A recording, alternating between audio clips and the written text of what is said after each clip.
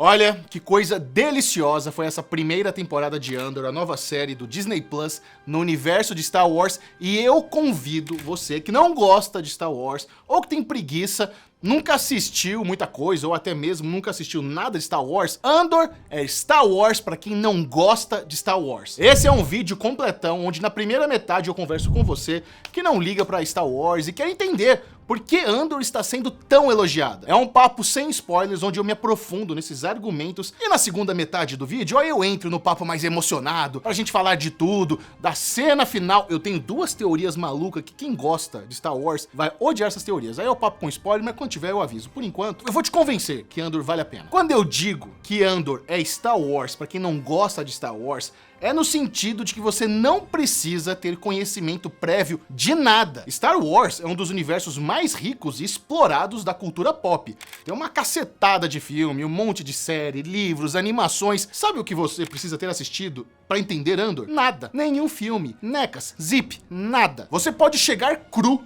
sem nunca ter assistido a nenhum único filme de Star Wars e mesmo assim se deliciar com uma série madura, inteligente, muito bem escrita, muito bem estruturada, uma trilha sonora incrível, um visual cinematográfico belíssimo e muito bem montado. Ah, Michel, mas meu amigo Nerdola falou que essa série se passa antes de Rogue One, então eu preciso ter assistido Rogue One? É errado! Se você não assistiu Rogue One, que bom, sua experiência vai ser muito melhor inclusive. Andor é um Star Wars sem muito do lado fantástico, sem Jedis, lutas de sabre de luz e pessoas sendo jogadas no ar com o poder da força. Andor é o lado mais sci-fi hardcore de Star Wars, sabe? Logo no primeiro episódio você sente aquele gostinho de Blade Runner, aquele aroma de Cyberpunk. Quando George Lucas lançou Star Wars lá nos anos 70, era ele sendo afrontoso. Era um cineasta fazendo uma crítica política em forma de dramaturgia nerd. Star Wars começou como uma grande alegoria nerd sobre a Guerra do Vietnã. George Lucas utilizou do arquétipo clássico do herói para contar uma história grandiosa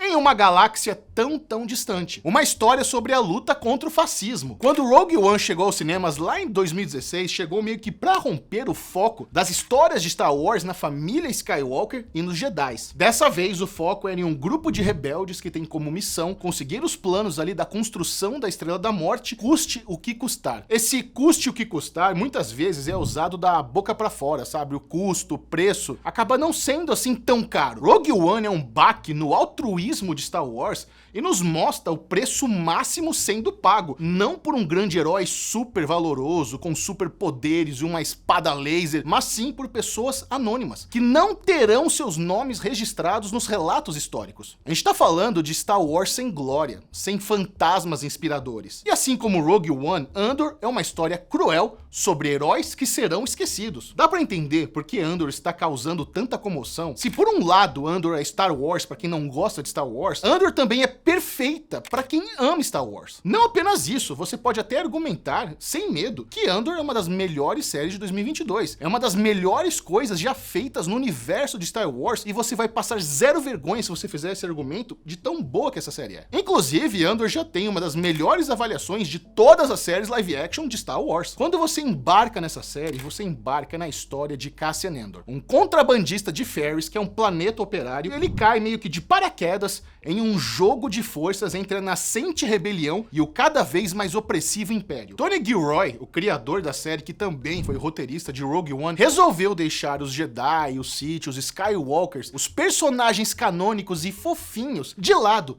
para focar no povo comum, naquele pessoal que sofre e precisa aguentar as consequências das ações e decisões daqueles que estão no poder. É quase como se fosse uma nova criação de mundo dentro de um mundo que já é muito bem criado. Eu elogiei a estrutura de Andor logo no começo, não só pela ótima forma que a temporada de 12 episódios foi desenvolvida, mas também pelos 4 principais pilares narrativos: a jornada de Andor, o ângulo político focado na Mon Mothma, a visão do Departamento de Inteligência do Império focado em Dedra e a visão da Aliança Rebelde comandada por Luthen. E em cada um desses pilares orbitam ótimos personagens, ótimas histórias que no final se juntam de forma coerente e muito inteligente. No começo, Cassian Andor nunca teve o poder de decisão em sua jornada. A gente vê que quando criança ele foi resgatado por Marva, que criou o garoto como seu filho, colocando um senso de moral no garoto. Quando Andor e Luthen se conectam na história, o jogo de manipulação se intensifica. Diego Luna, cara, dá um show de atuação como Andor,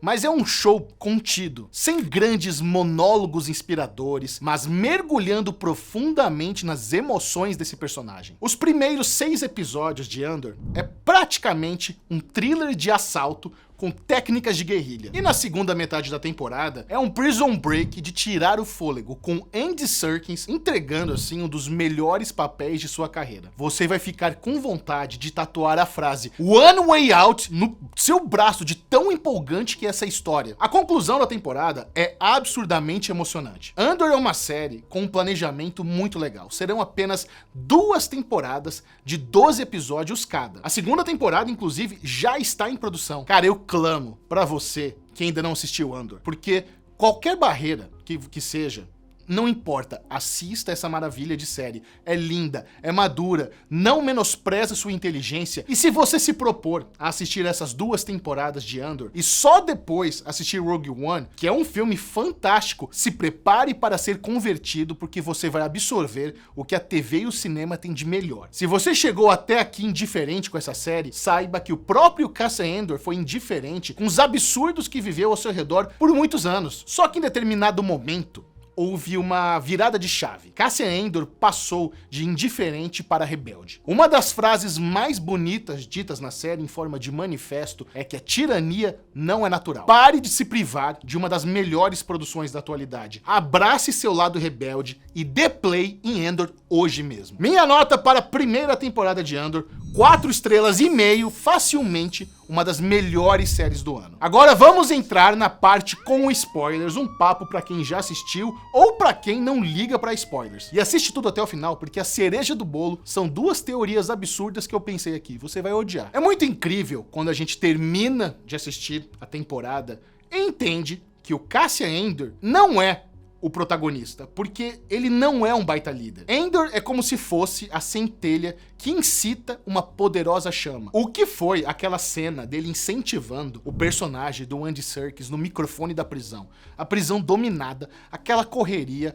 o cara entregando um baita discurso 100% motivado pelo Andor. E no final da temporada, vemos sua mãe, Marva Andor, fazendo a mesma coisa, sendo a faísca da luta. Como se fosse uma voz do além que inspirou um planeta inteiro que estava sendo oprimido. O Império é uma doença que se fortalece na escuridão. É sempre mais vivo, sempre mais forte quando estamos dormindo. Lute contra o Império, você tá doido, mano. Que cena poderosa e, novamente, tal mãe, tal filho. O nome Andor da série talvez nem seja em homenagem ao Cassian, em sim a sua mãe Marva. O lado político também foi muito bem explorado, com Mon Mothma, uma conhecida senadora, se mostrando como uma financiadora de células rebeldes, e um de seus grandes problemas na temporada, né, uma das grandes dores de cabeça, é o leão, é a Receita Federal. É esse o tipo de decisão na sala de roteiristas de Andor que faz com que essa história fuja muito mais do lado fantástico de Star Wars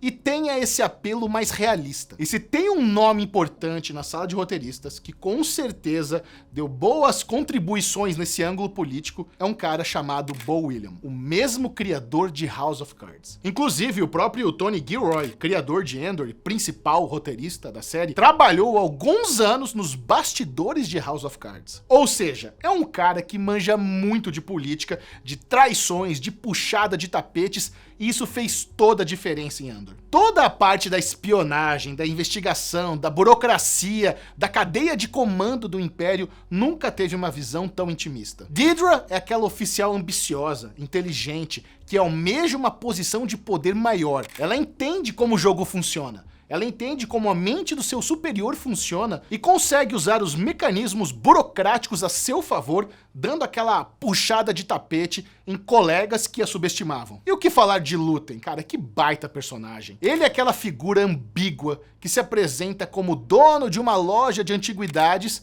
mas na verdade usa isso como uma fachada e é o arquiteto da rebelião. Luthen é aquele personagem cercado de decisões polêmicas, que vê todos os outros membros da causa como peças de um jogo de xadrez, que algumas vezes opta por sacrificar essas peças sem pensar duas vezes. Stellan Skarsgård, cara, monstro da atuação, destrói aqui na pele do Luthen, indo do solar ao sombrio em questão de segundos. Suas trocas com Forrest Whitaker, outro fantástico ator, também são muito boas. Só guerreira, super teimoso e emocional. Luthen é frio e pragmático, e ambos concordam que sacrifícios muitas vezes precisam ser feitos em prol do bem maior. Inclusive, uma das melhores sequências de toda a série é aquela fuga do Luthen com a sua nave ultra equipada. Quando ele solta, né, as bombas no Tractor Beam, dá um pau nas TIE Fighters, com direito a rodadinha de raios laterais, mano, que coisa mais linda aquilo lá, eu adorei, eu pirei. E é muito doido ver como Andor não é uma série que bombou.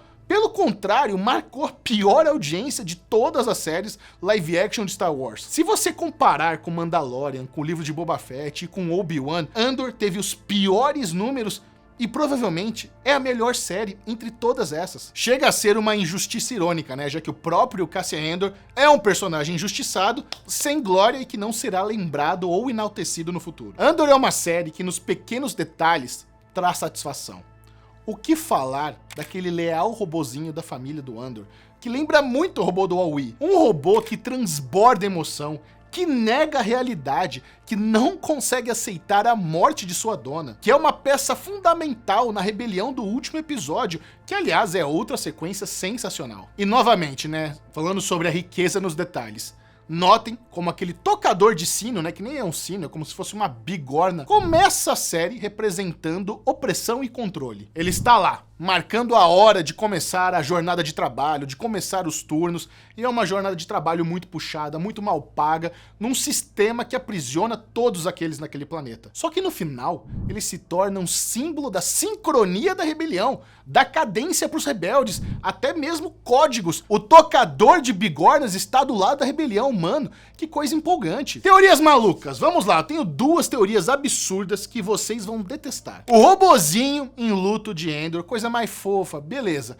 E se no final da segunda temporada a gente descobrir que a consciência desse robozinho foi downloadada no robozão que é amigo do Endor lá em Rogue One? Mano, imagina isso, a morte do robô em Rogue One ficaria ainda mais triste. Agora se prepare que a próxima teoria é ainda pior. Andy Serkis mandou muito bem em Andor, cara, baita atuação, o discurso inspirador na fuga, só que no final ele morre, né? Ele chega lá no final da plataforma, tem que pular pro mar e ele diz, mano, eu não sei nadar. A gente presume que ele caiu na correria, lá no empurra-empurra e morreu afogado. Mas e se, na verdade, ele acaba escapando com vida, é capturado novamente pelo Império, e como ele foi a voz da rebelião, o Império decide, vamos castigar esse brother aqui com veemência, porque ele foi o líder da bagunça toda. E como castigo, fizeram experimentos com ele, e ele passou por uma reconfiguração mental, quem sabe passou a ser treinado como Sith, descobriu que era sensível à força e por causa das deformações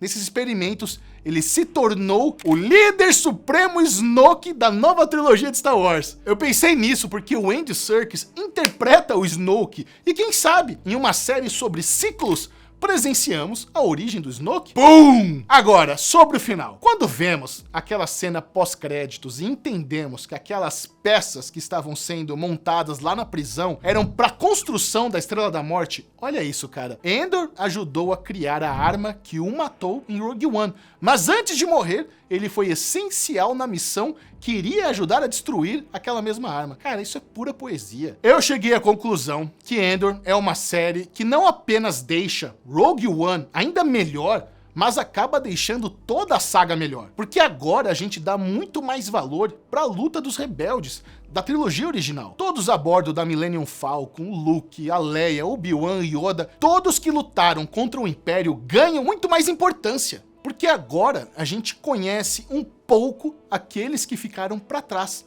e se sacrificaram, os esquecidos. Muito obrigado, Andor. Agora me conta, você considera Andor uma das melhores séries de 2022? Achou mais ou menos? Não quer nem saber? Manda esse vídeo para aquele seu amigo que ainda não assistiu. Vamos convencer a turma a conhecer Andor. Não vai embora sem dar like no vídeo, comenta aqui que eu vou ler tudo. Tô empolgado! Até!